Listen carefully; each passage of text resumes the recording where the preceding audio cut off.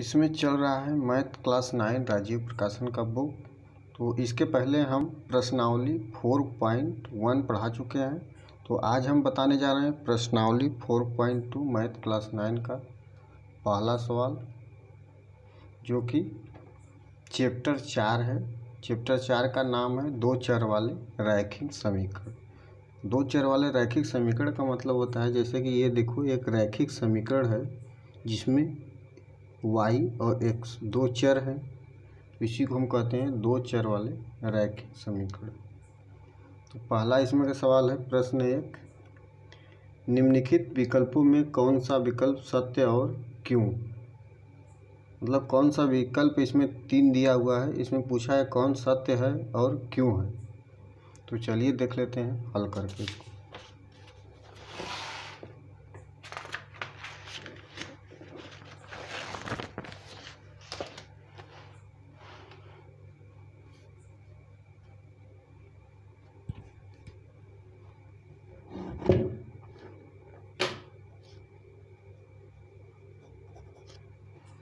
इसमें हमको क्या दिया है, y equal to 3x plus 5 एक समीकरण दे रखा है हमको। उसमें बोल रखा है कि y equal to 3x plus 5, इसका हल कितना हो सकता है। तो देखो, यदि हम इसका हल निकालें तो हल नहीं निकल पाएगा, क्योंकि दो चर हैं तो हमको दो समीकरण चाहिए। तो हमको इसका हल निकालने के लिए y या x का कोई मान लेना होगा। कोई भी वैल्यू मान लेंगे, एक वैल्यू हम मान लेंगे तो दूसरा वैल्यू आराम से निकल जाएगा, तब इसका हल हम निकाल सकते हैं। जैसे कि माना अगर y बराबर, इस समीकरण में हम क्या कर ले, 0 ले ले, y equal to 0। y equal to अगर 0 लेते हैं, वहाँ पुट करते हैं तो y की जगह 0 हो जाएगा, इक्वल टू 3x प्लस 5। तो देखो, इसको इधर लाएंगे तो -5 हो जाएगा।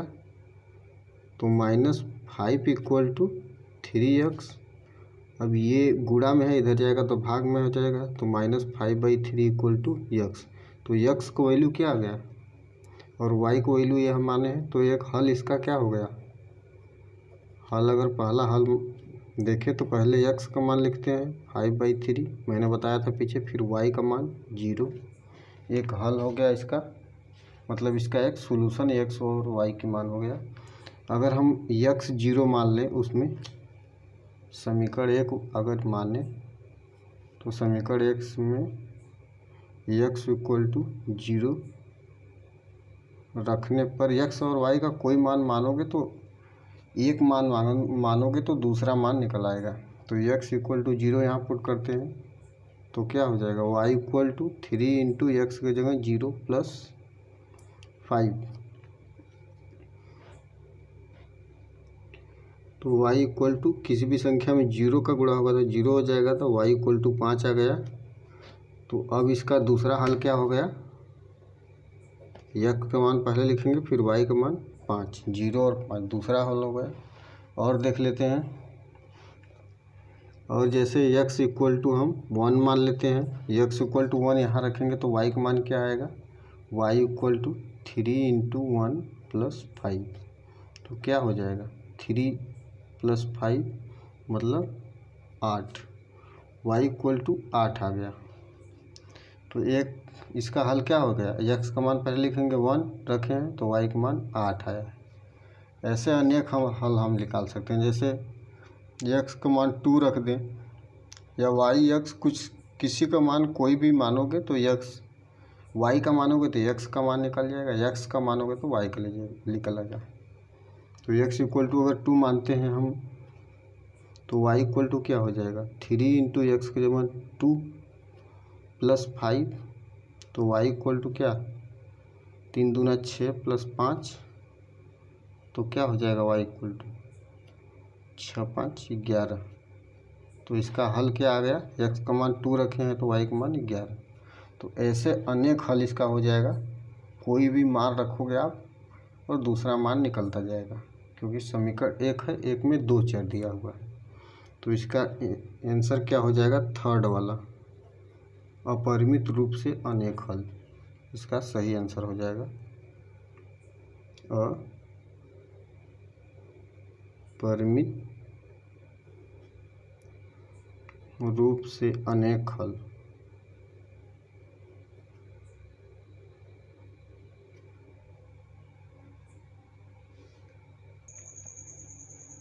दूसरा सवाल इसमें दिया हुआ है प्रश्नावली 4.2 का दूसरा सवाल, निम्नलिखित समीकरणों में से प्रत्येक समीकरण के 4 हल लिखिए।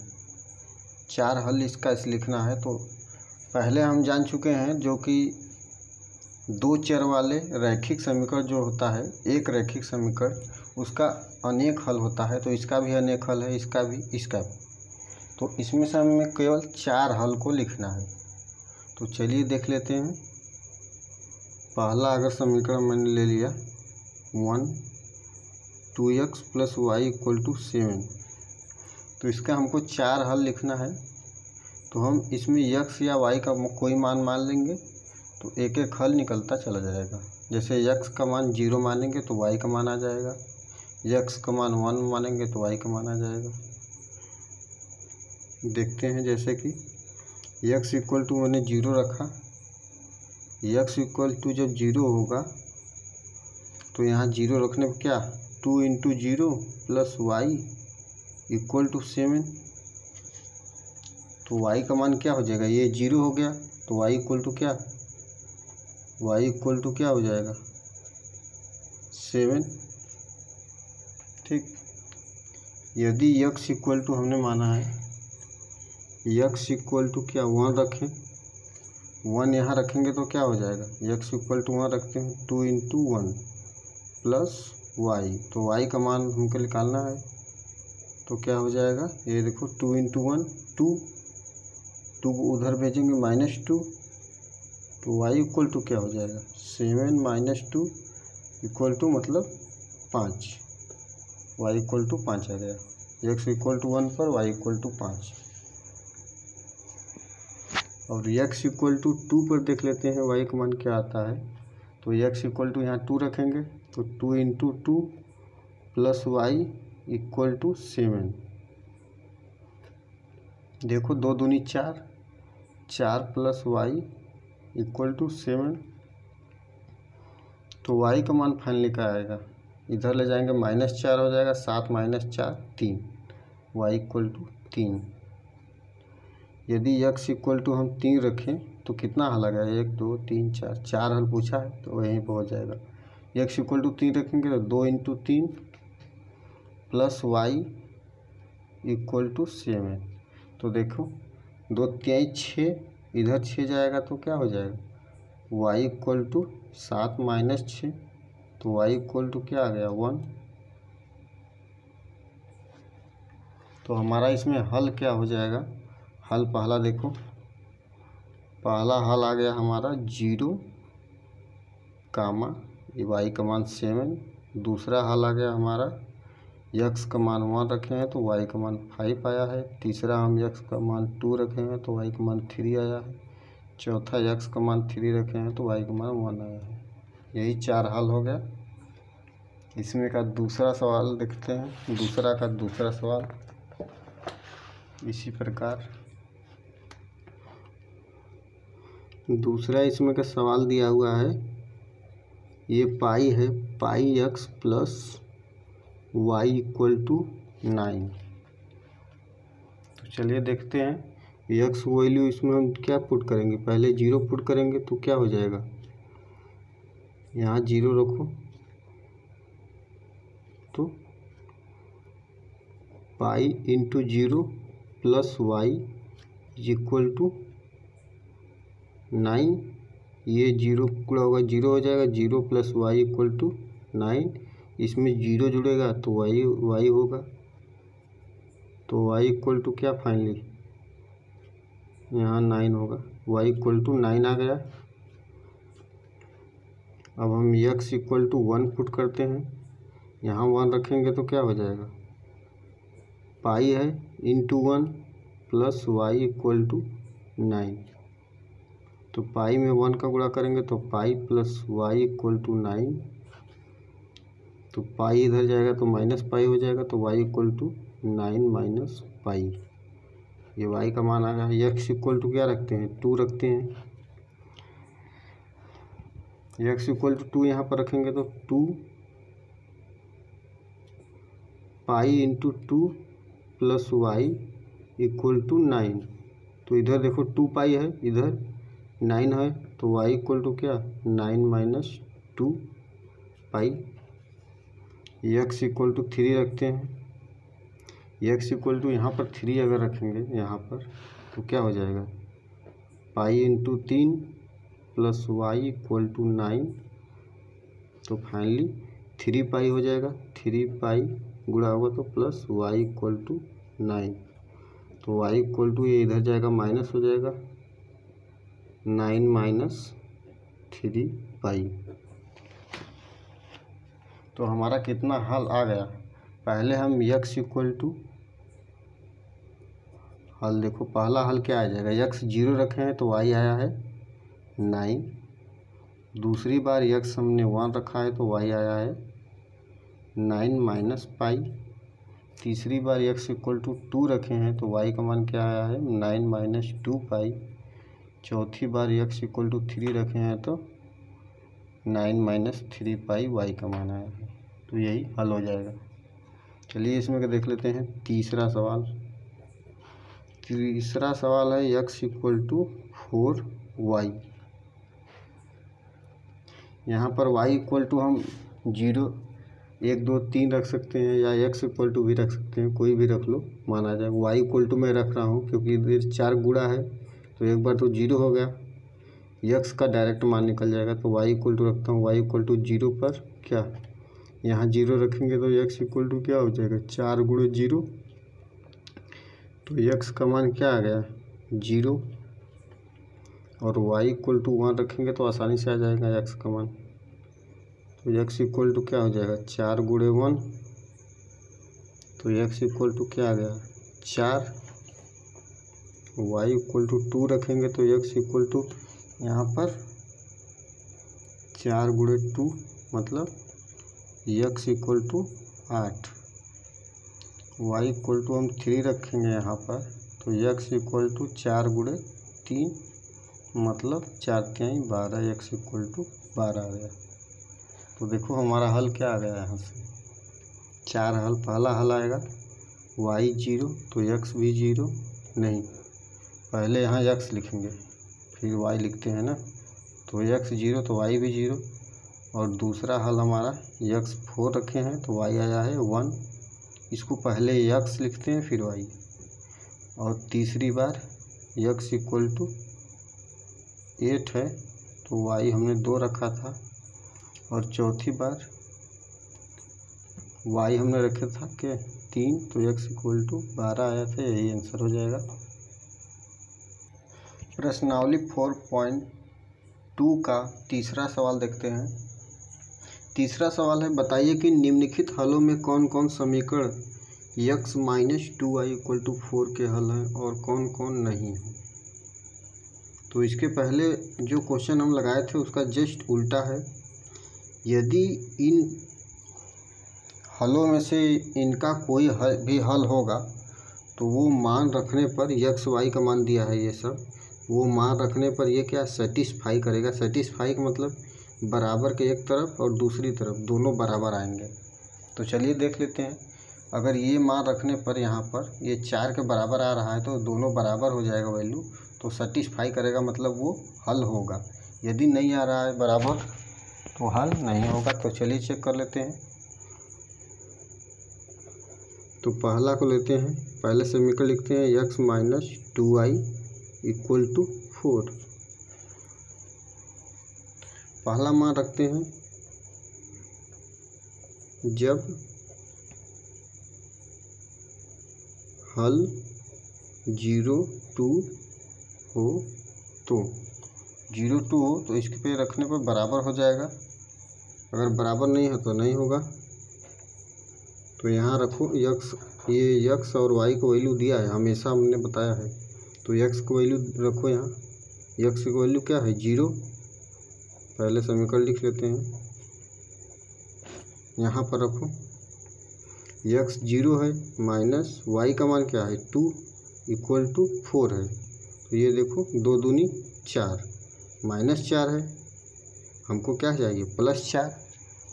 तो ये क्या है इक्वल नहीं है इसके, ये है left hand side, right hand side RHS, ये आया है आपका LHS लेफ्ट हैंड साइड।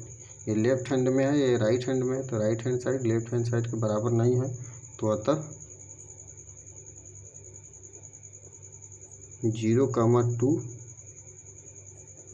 समीकरण x - 2y = 4 का हल नहीं है, ऐसे लिखेंगे एग्जाम में।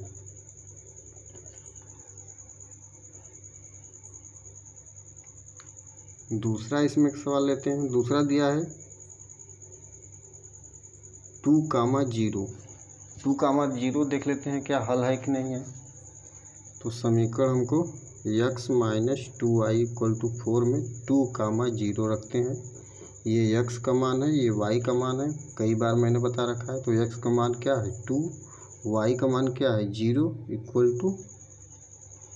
4।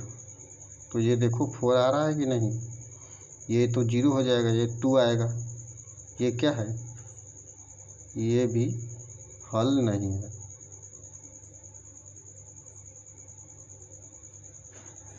तीसरा इसमें देखते हैं।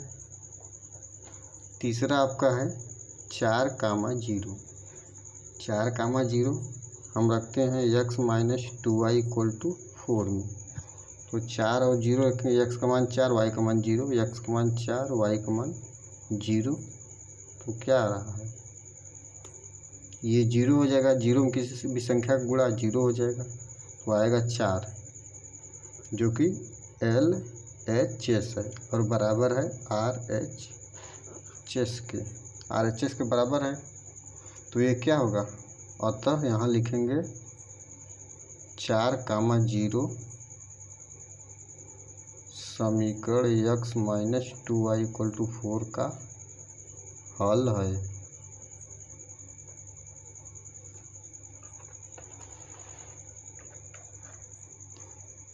तीसरा हो गया। अब इसमें का चौथा सवाल देखते हैं।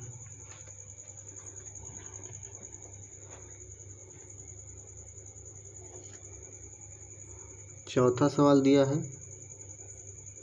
√2 4 √2, √2 और 4 √2। हमारा समीकरण क्या है x - 2y = 4। तो ये RHS है, LHS है, इसको लेते हैं और RHS के बराबर ला देंगे तो ये हल हो जाएगा, नहीं तो नहीं होगा। तो ये देखो यहाँ पर x का मान होता है, यहाँ y हमने बता रखा है। तो x का मान क्या है √2, y का मान क्या है 4 √2। तो इसको हल करते हैं, √2